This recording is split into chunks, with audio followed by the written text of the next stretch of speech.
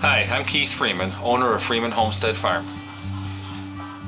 I've been farming officially since 1997, so almost 20 years. I've been around animals for longer, and I've raised animals for our own family for longer than that. But in 1997 was when I decided to be a full-time farmer, and that was the beginning of my farm venture.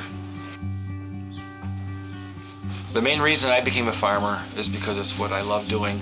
It's who I am. It's not just what I want to do, it's inside who I want to be. There are a variety of things that are rewarding about working with the animals. I like the interaction. They each have their own personality. I like being able to train them and having them come when I call.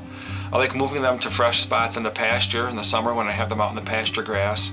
I like the variety of animals and the diversity with the animals, having cattle and sheep and chickens. The cows play a very significant part in the operation of the farm. Because of the weight of the cows and the size of their hooves, they're very good for tramping some of the organic matter into the soil. Also for seeds, grass seeds that are exposed and ready to be put into the soil. The hoof action of the cattle is very good for making good seed to soil contact. The manure of the cattle has different qualities than the sheep manure, which is different than the chicken manure. And it's very important. It's excellent and very good for the health of the soil. That's the nutrients, the fertilizer for the soil.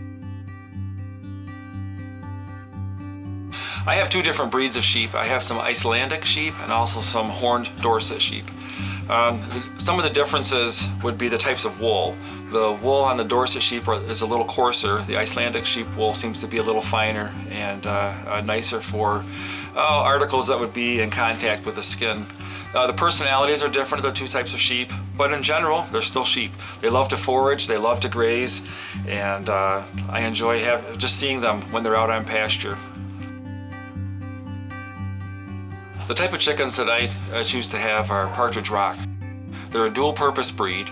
They're good for meat and for eggs. They're kind of scavengers in some ways. They'll go around behind the cows and the sheep, and they'll just pick whatever little bugs or insects, whatever they want. Plus they forage grass as well, and it makes for a very high-quality egg having the chickens. So I like the diversity, I like the variety, I like the holistic aspect of the three species working together. As far as the farm products go for my customers, and also for the health of the soil and the enhancement of the land. One of the greatest challenges, I think, in keeping animals is the discipline of being there for whatever needs they have. It's every day, in the morning, in the afternoon, the feeding of them and watering of them. But it's not just the mechanics of feeding and watering, it's the care of them. Being in tune with what their needs are and watching them and taking note of what they really need. Does one have a sore foot? Are they thirsty? Do they need more minerals? Do they need to be moved? Just learning how to communicate with them, or listening to their method of communication without them being able to speak to me in human terms.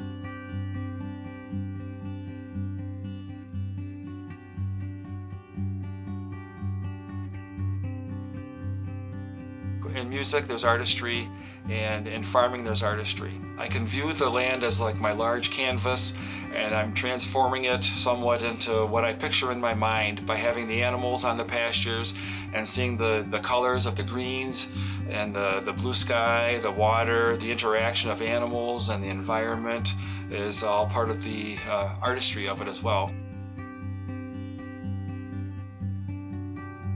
The biggest thing that makes my farm different than all the other farms in the whole world is it's where I work and it's where I am and it's where I love to be.